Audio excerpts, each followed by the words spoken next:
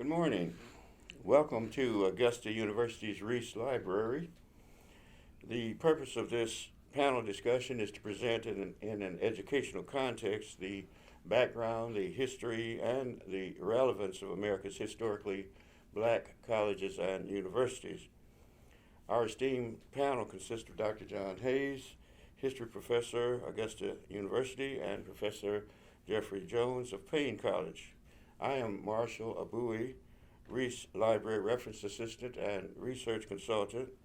I'm also an adjunct history instructor at Augusta University and a history professor for the University System of Georgia E-Corps program. I will be the moderator for our panel discussion this morning. I will begin by sharing some background information from the book, The Education of Blacks in the South, 1860 to 1935, authored by Professor James D. Anderson. Dr. Anderson in his book says that in 1863 the enslaved Americans were emancipated, whereby they temporarily joined the ranks of the nation's free citizens at the very moment that public education systems were being developed into their modern form. For a brief period, and a very brief period during the late 1860s and 1870s, as free laborers, as citizens and voters, the ex-slaves entered into a new social system of capitalism, Republican government, and wage labor. Their campaign for first-class citizenship, however, was successfully undermined by federal and state governments and by extra-legal organizations such as the Ku Klux Klan and tactics used by these organizations. Soon after the 1870s, at the end of Southern Reconstruction, blacks were ruthlessly disenfranchised. Their civil and political subordination was fixed in Southern law, and they were trapped by statutes and social customs in an agricultural economy that rested heavily on the coercive controls and allocation of labor. From the end of Reconstruction until the late 1960s, black Southerners existed in a social system that virtually denied them citizenship and the right to vote and the voluntary control of their own labor power. They remained an oppressed people. Black education developed within this context of political and economic oppression.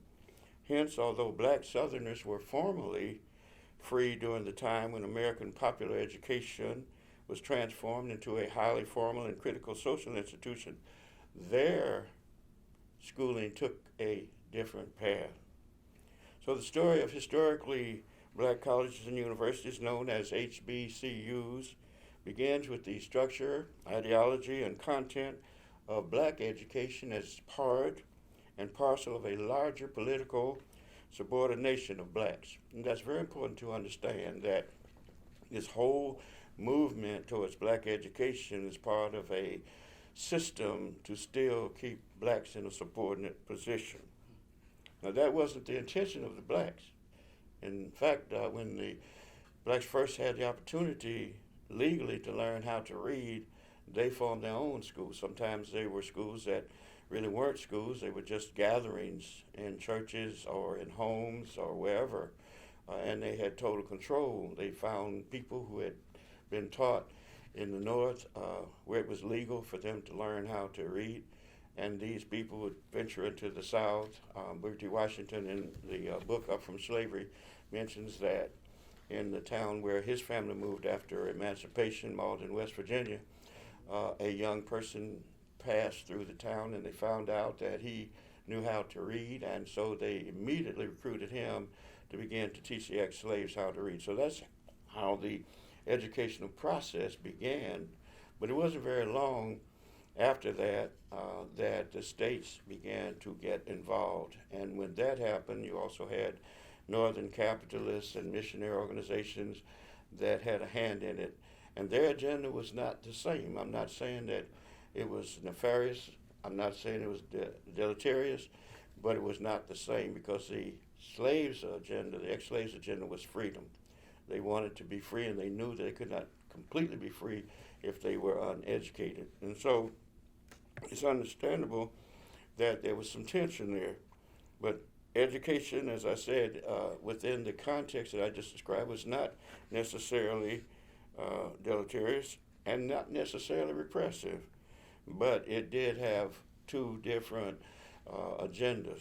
And so, a central theme in the history of the education of black Americans is the persistent struggle to fashion a system of formal education that prefigured their liberation.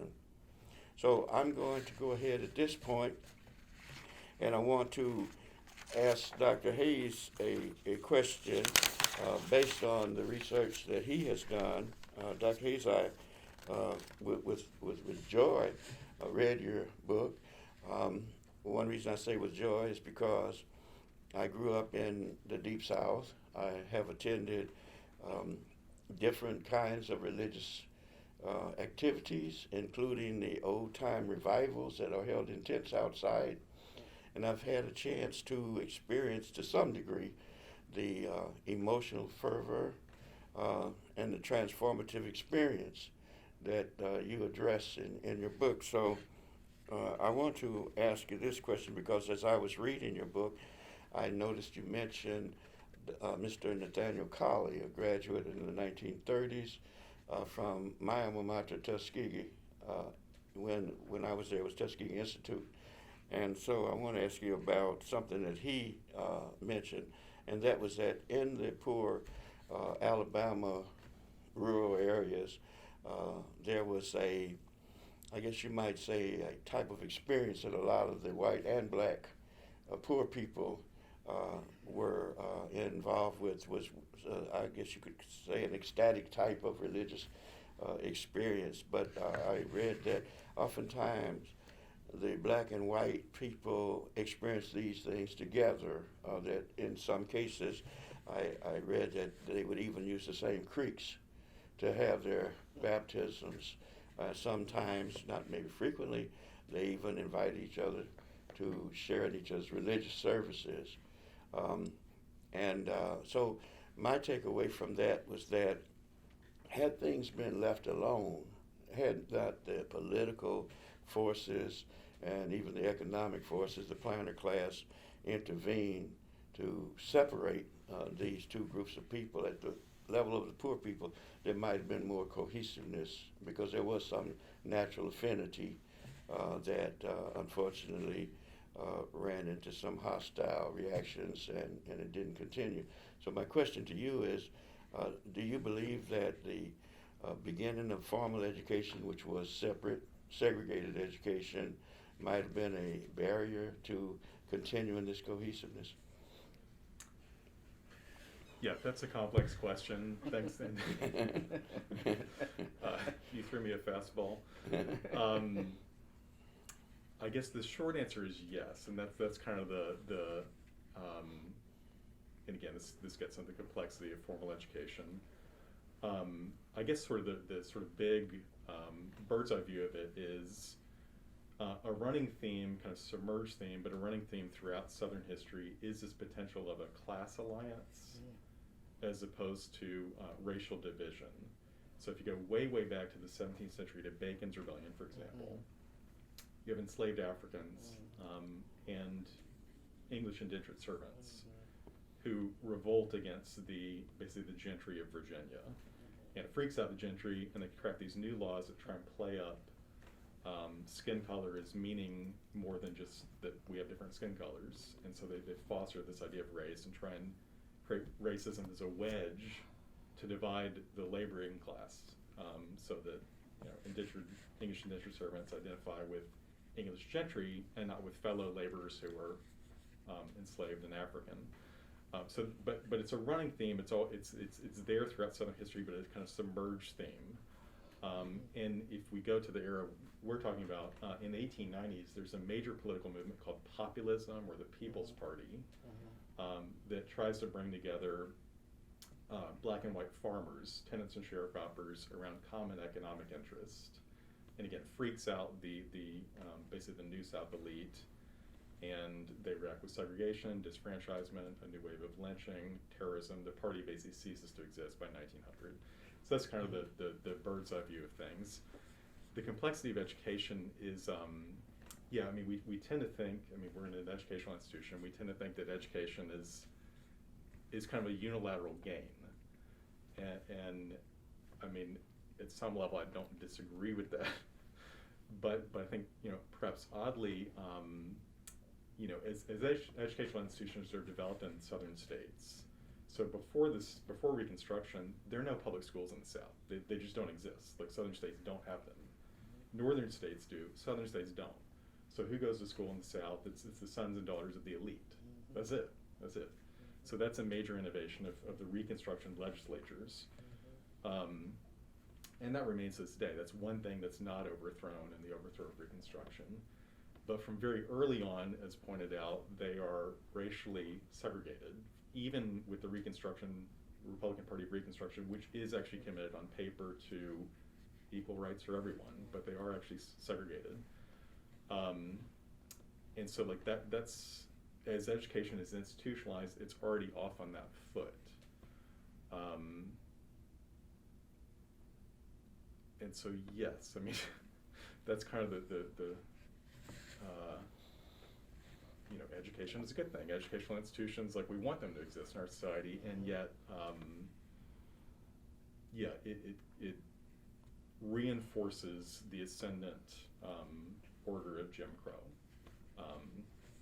I guess the other thing to add is that, the people I'm writing about are deeply impoverished. And I'm looking at the New South era, so basically from the end of Reconstruction until kind of the advent of World War II, that long 60-year period. And they're certainly not going to colleges or universities. Like, that's just off the table. Absolutely not. Most of them are not attending the public schools beyond, say, second, third, or fourth grade. So their formal education, it doesn't mean they're dumb or not getting educated in other ways, but their formal education is extremely, extremely limited. And we would say, well, if only they'd had more, because formal education is good, and yet, more of it would have, again, reinforced those segregated structures. So I don't know that did justice to a very complex question, but that's my attempt. And thank you. And it is complex, because the truth of the matter is that there were a lot of forces. It wasn't as simple as it may seem, even in some of the history books. There were a lot of forces at play. And one of the main forces that was at play is that you began to have the Christian missionary ladies, God bless their souls, who felt that they needed to come down south and civilize the Negroes. So they had an agenda, as I was watching a PBS video recently, to Yankeefy the Negroes, who they felt were on a lower level in terms of civilization. So they would dress them up in the traditional Victorian types of clothes. They would teach them to speak the proper English, and they would instill in them a very strong sense of morality, especially social behavior, because they felt that they needed to be uplifted as a people. But the irony is the fact that the leaders, like some of the church leaders, even though they were thankful that these ladies came down and wanted to help, and they brought resources down there, sometimes they would even bring or have ship barrels of clothing for these ex-slaves. But these leaders wanted to have total control of their education. So you had a little bit of tension there. And then out of this tension came schools like Paine College, for an example. So we're going to ask Professor Jones, based on your experience as an educator in an HBCU, and understanding, of course, that Paine actually got its beginning way back in the 1860s, right after the emancipation, but it wasn't until later in the 1880s that this dream came to fruition. But how do you see Paine, particularly in schools like Paine, then and now, having a real relevance and being needed by black people? Paine College is unique in several ways.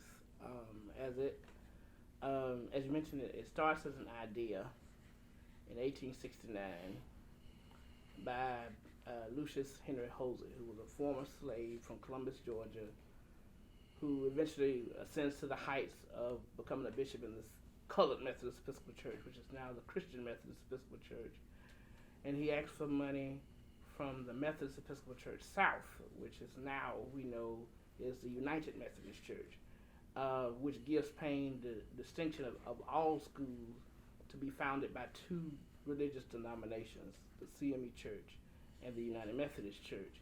And so it begins as, so in 1882 it begins as Paine Institute and starts formally holding classes then. And it's not until 1903 until it becomes the Paine College, right?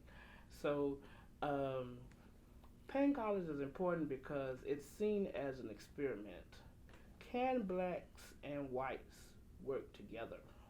If we think about what was going on in Augusta in the 1890s, because it wasn't until almost the end of the 19th century where Augusta started to really categorize by race. But Augusta was seen really as a way where blacks and whites were coming together. Paine was founded in this city to kind of see if that experiment went well. And it does for a little while. And this goes all the way up until about the 1950s, around the rise of the Civil Rights era, where where black students at predominantly white institutions are demanding black studies at these schools. What's left out of that conversation is how black colleges were changed during that period too, because most black colleges had white presidents, they had mostly white faculty. Paine was no exception to this. And so the type of education that was given was seen as not helpful to the advancement of the African American race. So at the same time, black students were rebelling at white institutions, black college students were rebelling at black students, overthrowing white presidents or white administration and the faculty. They wanted to now see themselves in leadership and in the teaching, because they wanted to see a way of kind of creating a race consciousness, which is important, particularly for Paine, because in the years between 1965, 1970, a lot is going on at Paine. Paine is being threatened by the Ku Klux Klan. In fact, there are several. There was a cross put on the campus. Haygood, the main administration building, is burned down in 1968. We still don't even know who did it, but it's assumed that the Ku Klux Klan burned the building down. And then in 1970, the Augusta race riot, where many Paine College students, including former student body president Dr. Silas Norman, who some of you may know, his sister was the well-known opera singer Jessie Norman, who was very involved in galvanizing Paine College students and faculty around the events of the Augusta race riot. So we kind of see, so in many ways we see this burgeoning of racial consciousness and growth among students that we had not seen before. And I think it brings a big part now, because there's a lot of, in the last year or so, maybe more than that, there's been a lot of discussion about historically black colleges now, and particularly in the era of Black Lives Matter. You know, we're living in a very racially divisive, very racially hostile, and unfortunately, politically divisive nation now. And now we're seeing a lot of students, particularly like black athletes and other black students who are at these predominantly white institutions, who are leaving predominantly white institutions and coming to historically black colleges because they see them now as safe havens. And plus, there's something that HBCUs can provide that maybe predominantly white institutions cannot provide in total, right? That's not to say, now when we say HBCUs, that doesn't mean, because sometimes HBCUs can be stereotyped by this term, HBCU. But basically, it's a college like every other college. The only thing different is that it was founded particularly for black students because of, we know, of the situation after Reconstruction, right? But I think HBCUs probably even more so now are more relevant because of the situations like how can we because even though HBCUs count for what 3% of the higher education landscape, they still produce about 50% of black graduates in America. So obviously they're doing something that we need to do, and that they're still addressing some of the inequalities, inequities that we still need to address. And I think that's probably one of the reasons why Paine is so important, because out of the 105 HBCUs, most of them we hear about Morehouse and Clark Atlanta and Spelman and Howard and Hampton, but the small schools like Paine have tremendous histories that lead to, like for instance, Paine's involvement in the race riot speaks to what these smaller HBCUs were doing and how they fit into the larger narrative of black student protests that was happening at Fisk, that was happening at Clark Atlanta and Spelman and all the rest of them, and sometimes at King Speech tied over.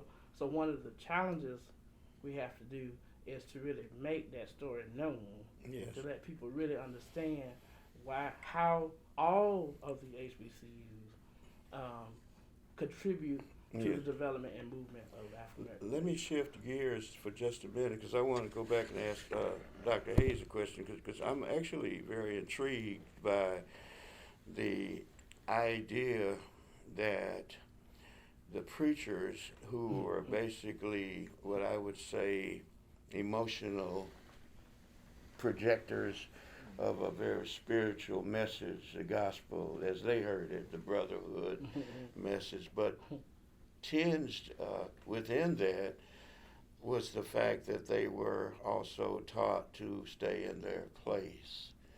But that also, from what I gathered from reading your work and others, the white pauper class were basically being told the same thing, although there were avenues for them to rise.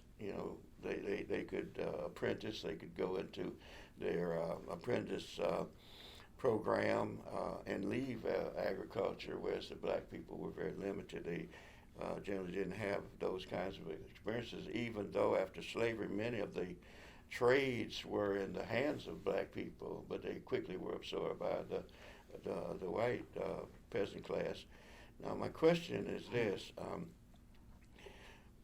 well, let me preface by saying this. Booker T. Washington had an objection to this emotional, spiritual, base preacher class. He felt ashamed of them, actually. As he visited some of the rural churches and he would see some of this ecstatic activity, people shouting, stomping, rolling on the floor.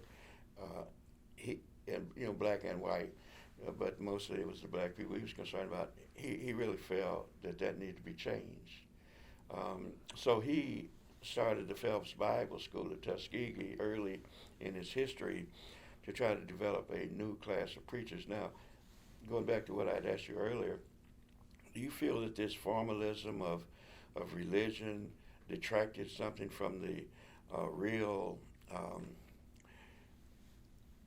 excitement and even the cohesive bonding that could have occurred had this formal academic class of preachers not being promoted so much?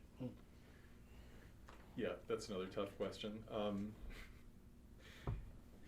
Mainly tough because, we're educators, so of course we think that what we're doing is a good thing. Right. We have a vested interest in believing that.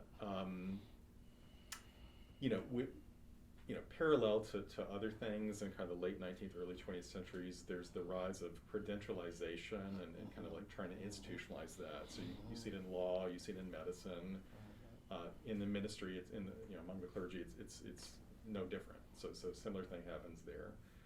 And again, on paper as educators, we would be like, well, of course it's good that now that there's a campaign to get ministers formally educated, or more ministers formally educated. Of course, that's a good thing. I think to the material that I look at, there's a very rich oral tradition. So people are still getting educated. It's just not formally. They have complex thoughts. They participate in exchange of ideas, but it's just not institutionalized and formalized in the sense that we would recognize. So with the rise of a push for formal education, formal training for clergy, there is a decline of that oral tradition. And I think, related to that, education, whether we're talking about sort of the late 19th, early 20th centuries, or even our own time, is a key part of class formation and class identity.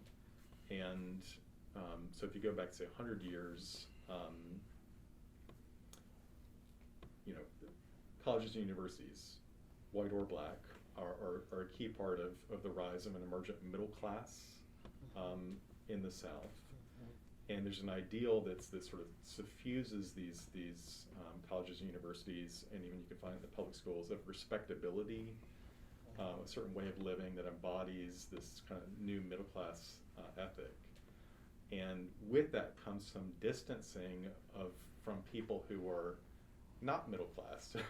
Right. And if you go further on that route, there can be this disdain for them as not respectable, right? You're respectable, you're middle class, they're not respectable. Someone like your ancestor is in he's a complex person and in a very complex context. And so, his distancing from folk religious practices and sort of clergy that don't have formal training is part of his own claim to respectability as someone who's born in slavery and rises to be a member of the black elite. But there is that kind of other side of class distancing that, again, can go into the level of just disparaging those that are not embodying the middle class model. Well, I appreciate that. As you were speaking, we're almost at the end of our time. We have just a few minutes for some questions that I want to ask both of you.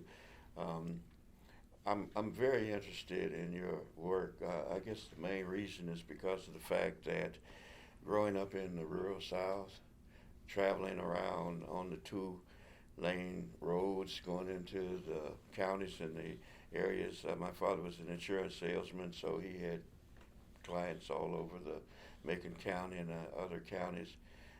I happened to pass by rural churches, often black and white, and the poor class people, there was a certain spirit, there was a certain real Christian spirit, what I call the Christian agape bonding, that is symbolized, as I read your book, in some of these emotional outbursts, some of these what I call transformative, heightened spiritual experiences that you kind of read about in the lives of the saints when you read about the Middle Ages and some of those traditional Christian saints and some of the things that happened.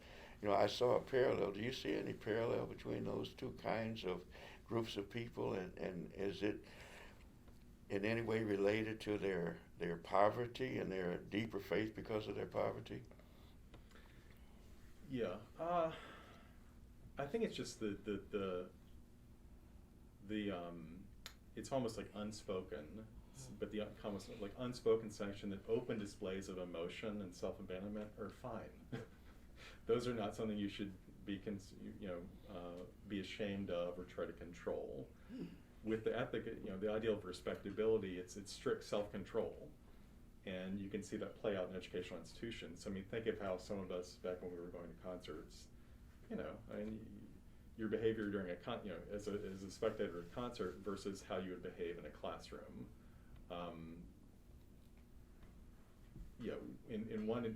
In this area, dancing, getting all excited, that's sanctioned, but it'd be weird to do in a classroom. So it's like that. That's so I don't know if it's necessarily because of poverty per se, but just the culture accepts that, that displaying emotion is fine, rather than this control, reserve, holding it in. Yeah. Well, just between the two of us, both of us are historians, and you're the master. I might offer you a paper for critique about your book. Please. Because I'm interested very much. So as we wind down towards the final part of this talk, I do have a couple of questions that I'll begin with. Professor Jones. Historically, in your opinion, and you've covered some of this, what was the need for HBCUs? Now, I mentioned some of it in my introduction because of what was the separate, society being continued, not just being developed, but being rigidly continued. But what was the need for the HBCUs? And you've covered some of this, but to reiterate, does that need still exist today?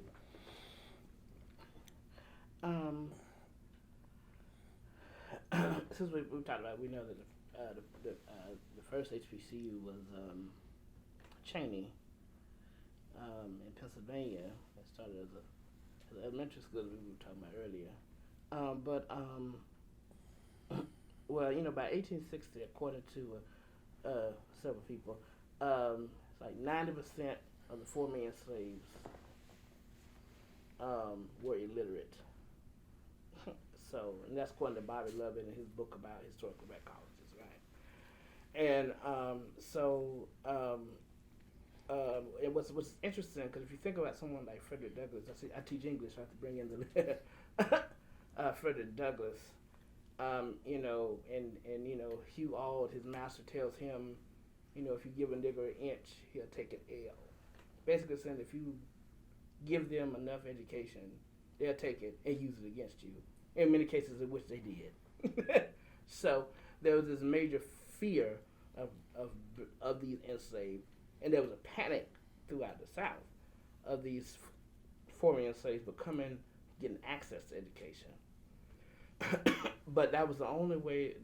That was the only reason they could see as a way of them to be able to provide for themselves, is that they had to get access to education and literacy. More importantly, that they could read and access and provide for themselves, but they would no longer have to rely on their former slave masters. I mean, we know historically that some of them did go back in the form of sharecropping, and that created a whole new system of slavery that led to Jim Crow segregation. But for the most part, education was seen as the best way. Paine is a good example of this, because Paine is founded primarily as a school to train teachers and preachers. It's founded primarily to do this. And we're not the only school. There are a lot of colleges, HBCUs like that, that were founded to do this. So they understood, because these were seen as very useful professions for the newly freed persons. If you could teach and share your knowledge with others, you're going to eventually grow the race, and the race will begin to advance. And we see this pretty much after Reconstruction, right? Despite the raging, changing Southern politics that are happening, that are threatening the education of us, of blacks during this time, the advancement of education.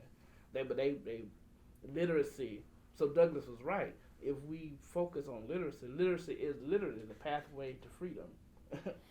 If Douglass saw this in 1845, then they took this phrase when HBCUs came into fruition. They began to understand that.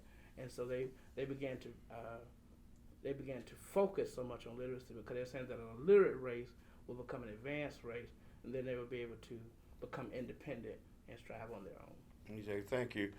I did not want to go past our time, so we're approaching the last couple of minutes. So I'm going to ask Dr. Hayes for the benefit of keeping within the time zone for a response to this. Dr. Hayes, as a professor of history and being very familiar, obviously, with history in general in America, including the history of the African American educational development, what, in your opinion, are the fundamental aspects of education for Black Americans, and are they in any ways different from the fundamental aspects of education in general? The biggest thing yes, I think the biggest thing that comes to mind for me is HBCUs have, just as institutions, have fostered what Dr. King called a sense of somebodyness that the larger society has not. And so, to Professor Jones's point, yeah, I mean, it took some time before many HBCUs had black leadership. But, you know, I mean, the student experience is still, even before that comes along, but certainly after it does, the student experience is just simply different than being in a predominantly white institution. I think that's probably the biggest thing. And so it's no surprise that in the civil rights era, there's a whole like student movement across the South of students at HBCUs who have been energized and emboldened by that sense of somebodyness those institutions have fostered. I think that's probably the largest thing. Yes, well, thank you. Well, we're at the point where we do have to stop, but I do want to put in a plug for this book, Up From Slavery by Booker T. Washington. Tuskegee was founded in 1881, right after I guess you might say the uptick in terms of repression began in earnest after Reconstruction legally was over. And he was able, with the help of white philanthropists and even a coterie of Southern elite people in the area where Tuskegee existed in Macon County, was able to build and almost from the ground up a world-famous institution. But the reason I'm mentioning this book because it actually, in very graphic terms, it actually portrays what it was for a black person, because he was one of the only leaders of a black school that was black, and what these people, men and women, because his wife at the time, she wasn't his wife, but she was definitely his cohort. He later married her, and he actually struggled and got that school off the ground. So this story is a very, very revealing story of the energy, the passion, the sacrifice, and the dedication that these early black educators not only demonstrated, but also were able to inspire in others. So for those, and I'm addressing not just the panel, but those who are going to be looking at this when it's actually displayed for public viewing. If you haven't read Up From Slavery and you want to learn more about what it took to get an HBCU up and running, this is a very good source. So we want to thank our panelists, Dr. Hayes. We certainly are honored to have you, Dr. Jones. We're certainly honored to have you. I just gave you a doctorate, Professor Jones. But we are hoping that this won't be the last time that the three of us can come together. I think it's been a very fruitful discussion. Do you have any final comments, sir, you'd like to make? I don't think so. Okay, Professor Jones? I just want to mention, you mentioned Washington, because I think in many ways, Jose is like Washington in many ways, because he really believes in that racial utopia. But it wasn't, but this is where he differs from Washington. So after because when you were mentioning earlier, after the 1906 Atlanta race riot, it really destroyed him, because now we see that maybe this racial utopia is not what we thought. And so it changed into, I hate to use the word militant, but it made him more and more aggressive about racial separatism, which seems odd since he founded two HBCUs, Paine and Lane College in Jackson, Tennessee. Yes. It seems odd, but it kind of speaks to the change in racial dynamics of the late Reconstruction that even a founder like Jose had to deal with, and like what is the challenge of that with creating students in an environment that seems to not be changing but getting worse. So I think, which is probably one of the reasons why it speaks to real reasons why HBCUs are important. That's probably why we're thinking about them now more so than we had, because we're seeing similar issues, because we're still dealing with the legacy of Reconstruction even in today. And so, and they're thinking maybe what HBCUs was doing in the past might be what we need to reconsider and think about. How do we incorporate this to create a more just and equitable society? Well, that's good, and I think it's a very good closing statement. So we appreciate the opportunity to have both of you as part of our African American History Month program. And that actually concludes our panel discussion. And thank you very much.